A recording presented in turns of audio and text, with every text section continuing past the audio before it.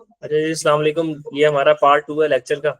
और अगर प्रीवियस सवाल में कोई हमारी मैथमेटिकल एरर या कोई एरर हो तो उसको हम कल देख लेंगे एक बार दोबारा से। ठीक है, तो हम अब आज के नए कॉन्सेप्ट की तरफ आते हैं। और हमारा आज का नया कॉन्सेप्ट क्या है कि हमें आज देखनी है लेबर की रेलिवेंट कॉस्ट क्या होगी। लेबर की रेलिवेंट कॉस्ट, तो जैसे रूल हमने उसके पढ़े हैं मटेरियल के, वैसे ही हमें लेबर के रूल्स पढ़ लेंगे तो हमें लेबर की रेलिवेंट कॉस्ट पता लग जाएगी। अच्छा, अब इसमें भी केस बना लेते हैं हम अपने पास।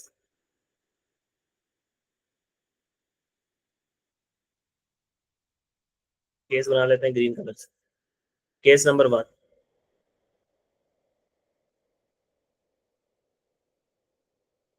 केस नंबर 1 है कि जो भाई हमने टेबल बनाना है, उस टेबल को बनाने के लिए कोई मजदूर भी चाहिए होगा। ठीक है, यानी कोई लेबर चाहिए होगी। अब उस लेबर को देखना है कि वो लेबर का केस क्या होगा।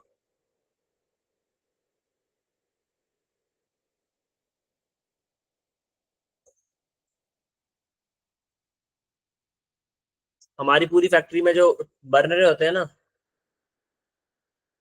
टेबल वगैरह, तो उसके लिए हमारे सारे मजदूर बैठे होते हैं। मिसाल के तौर पर हमारे पास 100 मजदूर है, तो हम फैक्ट्री के केस में ये देख रहे होते हैं कि हमारे पास 100 लेबर आर मौजूद है। मतलब हम लेबर से 100 घंटे काम करवा सकते हैं, और इस टेबल को बनाने में सिर्फ 2 घंटे लगेंगे। अब हमारा पहला सवाल अपने आप से ये होगा कि जो हमें लेबर आर रिक्वायर्ड है,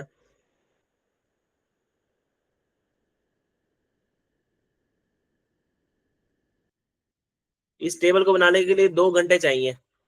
या यूं कह लो कि एक मजदूर चाहिए जो इस टेबल को बनाएगा 2 घंटों में। तो घंटों की शक्ल में हम बात कर रहे हैं। तो जो हमें लेबर आर रिक्वायर्ड है ना, पहला सवाल, वो हमारे पास अवेलेबल ही नहीं है। मतलब कि हमारा कोई मजदूर फारिग नहीं बैठा, उसके पास सारे मजदूर काम पे लगे हुए हैं, उनके पास 1 घंटा भी फ्री नहीं है। Not available.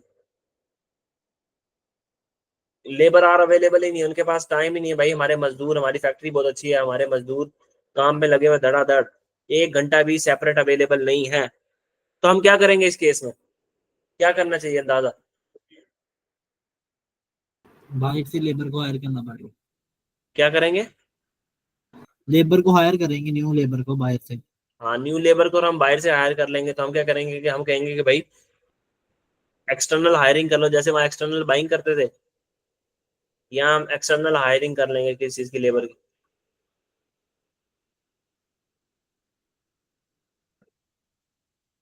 तो बाहर से जब हम लेबर खरीद के लेके आएंगे,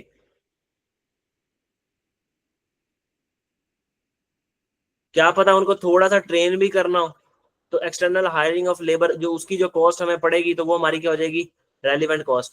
कि बाहर से हमें मजदूर लेके आए हैं 200 रुपये घंटे के हिसाब से, ₹2 पर आवर के हिसाब से हम लेके आए हैं, और इसको कितने घंटे लग रहे हैं जी, इसको लग रहे हैं 2 घंटे। तो हम कहेंगे 2 घंटे लग रहे हैं, तो 1 घंटे के पैसे देते हैं हम 200।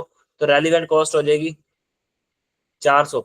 प्लस उस मजदूर को थोड़ी सी ट्रेनिंग देंगे हम कि भाई सूट शूट तूने ऐसे पहनना है, हमारी फैक्ट्री के अदब आदाब है। ठीक है, तो तूने जरा तमीज और तहजीब से रहना है, सलीके से रहना है। वो ट्रेनिंग देने के लिए ना हमें कोई ट्रेनिंग कॉस्ट आ गई 10 रुपए की। तो ट्रेनिंग कॉस्ट भी क्या हो जाएगी, रेलिवेंट कॉस्ट। एक्सटर्नल अगर हम बाइंग कर रहे हैं तो दो चीजें रेलिवेंट, एक्सटर्नल अगर हम मजदूर खरीद के लेके आ रहे हैं तो हमारी दो चीजें हमारी रेलिवेंट कॉस्ट में आएंगी। एक तो एक्सटर्नल हायरिंग ऑफ लेबर की उसकी जो कॉस्ट आई है वो, प्लस अगर कोई ट्रेनिंग कॉस्ट हमने उसको ट्रेन करने के लिए पे किया, तो ये सारी हमारी क्या हो जाएंगी, रेलिवेंट कॉस्ट। ओके हो गया। इस काम करने की वजह से ट्रेनिंग करवा रहे हैं हम उसको, तो फिर ट्रेनिंग कॉस्ट क्या हो जाएगी, रेलिवेंट कॉस्ट। अब आते हैं हम केस नंबर 2।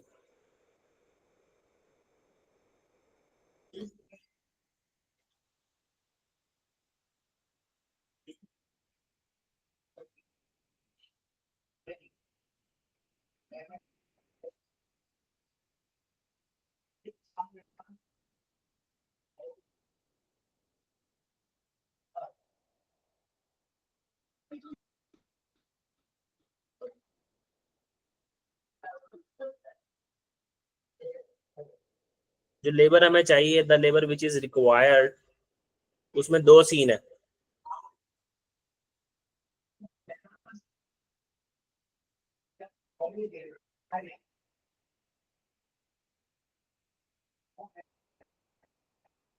जो हमें लेबर चाहिए ना उसमें शेयर कैपेसिटी अवेलेबल है हमारे पास, ठीक है। और दूसरा केस है कि no spare capacity, spare capacity कह रहा हूँ, स्पेयर कैपेसिटी, ठीक है।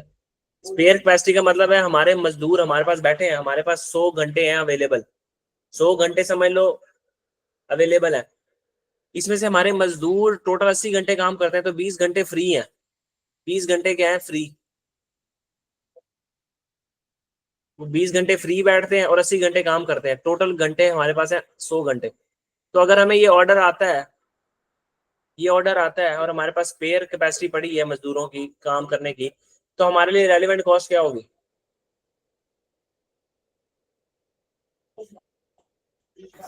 स्पेयर सर कैपेसिटी और जी, स्पेयर कैपेसिटी भी रेलेवेंट कॉस्ट हो सकती है क्या?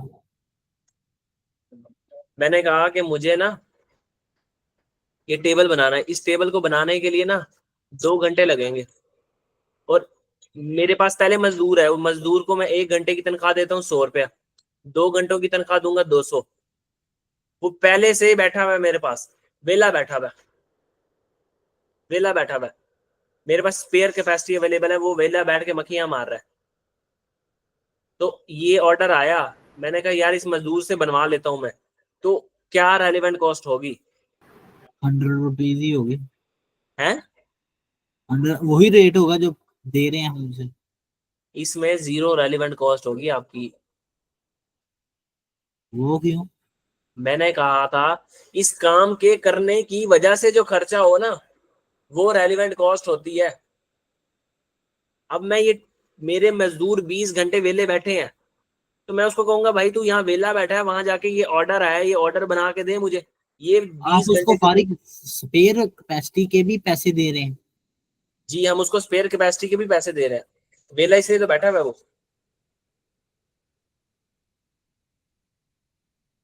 ठीक है। वो वेला बैठ के मक्खियां मारा था, हमने उसको कहा था कि हमारे पास स्पेयर कैपेसिटी है पड़ी, मतलब फ्री टाइम है, तो हम उसको कोई पैसे देंगे एक्स्ट्रा ये काम करने की वजह से? नहीं। तो रेलिवेंट कॉस्ट क्या हो जाएगी हमारी?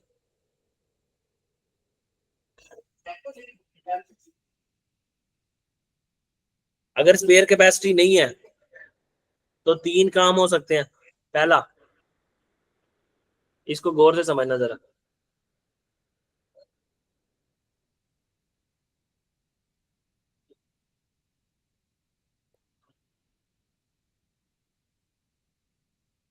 अगर मजदूरों की स्पेयर कैपेसिटी नहीं है तो हम क्या करेंगे, मजदूर को बाहर से बुला लेंगे, एक्सटर्नल बाइंग कर लेंगे, एक्सटर्नल बाइंग की जगह एक्सटर्नल हायरिंग कर लो, मजदूर को बाहर से बुला लो, वो जो ऊपर हमने केस पढ़ लिया पहले,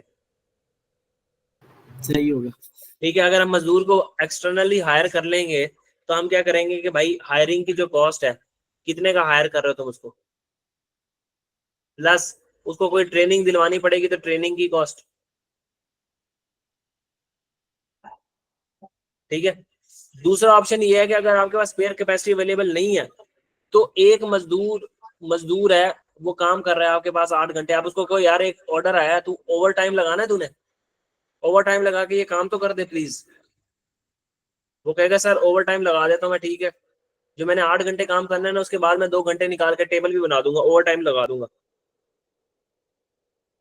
तो हमने कोई उसको ओवर टाइम बेसिक दिया होगा, प्लस कोई ओवर टाइम प्रीमियम, हम कहेंगे कि भाई बेसिक ओवर, अगर तू तेरे से हम आम रूटीन में ओवर टाइम करवाते हैं ना तो तुझे हम 20 रुपए देते, लेकिन अब जाहिर सी बात है कोई स्पेशल ऑर्डर आया और हम तेरी रिक्वेस्ट कर रहे हैं, तो हम तुझे ओवर टाइम बेसिक तो देंगे, प्लस हम तुझे ना 10 रुपए और दे देंगे। क्या याद करेगा, ये ओवर टाइम तुझे 30 रुपए में दे देंगे।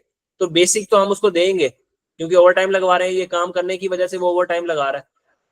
तो ओवर टाइम बेसिक के साथ अगर हम कोई एक्स्ट्रा अमाउंट भी दे रहे हैं तो ओवर टाइम प्रीमियम भी हमें इस काम करने की वजह से पड़ रहा है,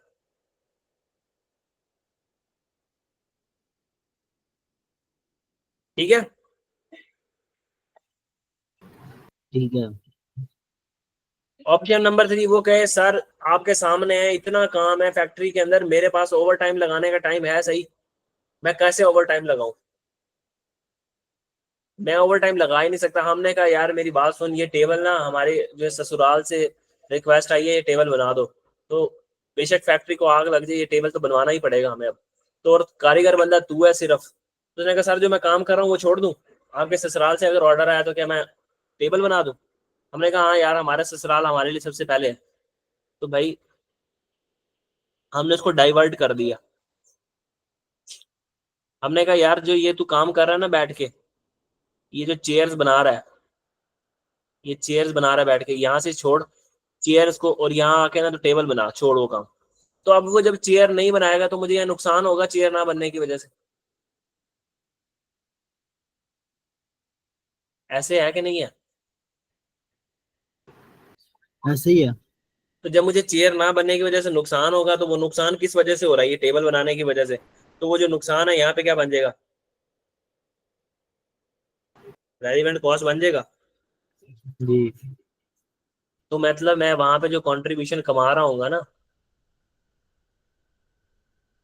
जो वो कंट्रीब्यूशन मैं वहां कमा रहा हूँ, अब वो नहीं कमा पाऊंगा, तो यहाँ पे जो मैं कंट्रीब्यूशन लॉस आएगा वो एक रेलिवेंट कॉस्ट होगी। जी।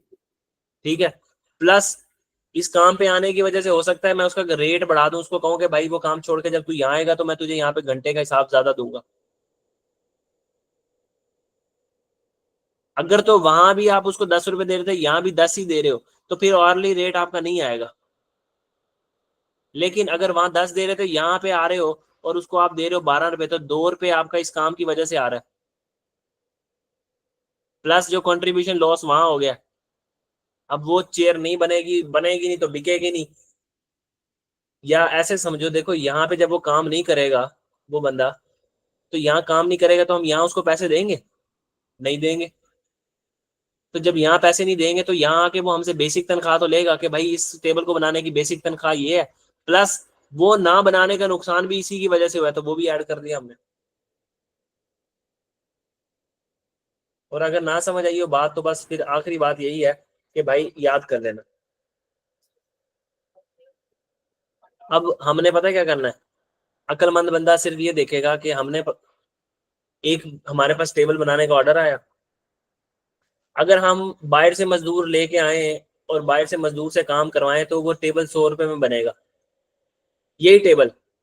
लेकिन हमें फिर सोचा यार, हमारे पास स्पेयर कैपेसिटी में मजदूर भी बैठे हैं, उन मजदूरों को ना हम कहते हैं कि भाई ओवर टाइम लगाओ, तुम ओवर टाइम लगाओगे ना, तुम्हें हम प्रीमियम भी देंगे, तुम हमें टेबल तैयार कर दो। तो हम कहेंगे कि यार, उनको ओवर टाइम शोवर टाइम देने के बाद ना ये टेबल 120 का बना के देंगे हमारे मजदूर अपने। बाहर से बनवा ले मजदूर को बुला के तो 100 का बना देगा मजदूर, हमारे अपने मजदूर ओवर टाइम पे काम करेंगे तो महंगा रेट लेंगे, महंगा रेट लेंगे तो क्या होगा, यहाँ पे हमें 120 रुपए दे के बनवाना पड़ेगा। प्लस एक और ऑप्शन है, हमने कहा यार ओवर टाइम भी नहीं लगवाते हम पता क्या करते हैं, वो जो कारीगर उस्ताद उस्ताद रशीद है ना, उसको, जो वो चेयर बना रहा है बैठ के, उस उस्ताद रशीद को बुलाते हैं, उसको कहते हैं यार टेबल तो बना दो। तो उस्ताद रशीद जो चेयर चेयर बना रहा था, वो चेयर थी समझ लो, वहां पे हमें कंट्रीब्यूशन लॉस हो जाएगा, एक चेयर से हमें 70 रुपए कमाते थे, तो अब वो 70 रुपए हम नहीं कमाएंगे, तो वो कंट्रीब्यूशन लॉस यहाँ पे रेलिवेंट कॉस्ट होगी। प्लस उस्ताद रशीद को 40 रुपए और देने पड़ेंगे ये टेबल बनाने का, टेबल बनाने के लिए। तो उस्ताद रशीद हमें 110 में टेबल तैयार करके देगा, ये आ गया लॉस जो चेयर ना बनाने की वजह से होगा, और ये उस्ताद रशीद का आर्ली रेट। अब ये तीन ऑप्शन जब हमारे पास आ गए, हमने बैठ के सोचा कि या बाहर से खरीदें या अपने वर्कर से ओवर टाइम करवा लें, या फिर हम ना किसी और मजदूर को डाइवर्ट करते हैं इस जगह पे, किसी कारीगर बंदे से।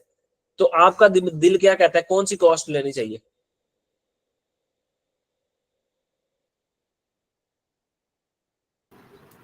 अक्लमंद और बंदा इनमें से कौन मजदूर सा काम करेगा? और मजदूर ने हायर हायर कर लेंगे, वो हमें सस्ते में पड़ जाएगा, ये बजाय कि ये कंट्रीब्यूशन लॉस वगैरह। हाँ, तो हम क्या करेंगे कि भाई ये हमें काम सस्ते में पड़ रहा है, ये महंगे में पड़ रहा है, ये भी महंगे में पड़ रहा है, तो हम क्या करेंगे, इन तीनों में से अगर ये एक ही काम करने के 3 ऑप्शन दिए हो उसने, तो तुमने इन तीनों में से कौन सा लेना है? इन तीनों में से कौन सा लेना हाँ, है? लोअर। हायर वाला। लोअर वाला अभी खुद बताया कि हम इनमें से कौन सा लेंगे जो लोअर होगा। लोअर नहीं क्या, सर जी, वो 100 रुपए? मैं कह रहा हूँ मतलब हायर पर्सन हायर करने वाला। अच्छा, ये का। तो खर्चे की बारी आपने ये देखना है कि भाई हमारा कम से कम कहाँ खर्चा हो रहा है, तो वो आपकी रेलिवेंट कॉस्ट होगी। सही है। तो इन तीन केसेस, अगर एक ही काम को करने के 3 तरीके हो तो उनमें से कौन सा लेना है? लोअर वाला। तो ये याद रख लेना। अब इसके बाद जो आपके रेलिवेंट कॉस्टिंग के जितने भी सवाल है ना, वो आपने कर लेने हैं। ये डायग्राम याद होने चाहिए, डायग्राम सामने रख के करोगे तो सारे सवाल हो जाएंगे। कोई क्वेश्चन है तो पूछ लो, नहीं तो मैं यहाँ पे क्लास को एंड कर। नो सर, कोई क्वेश्चन नहीं।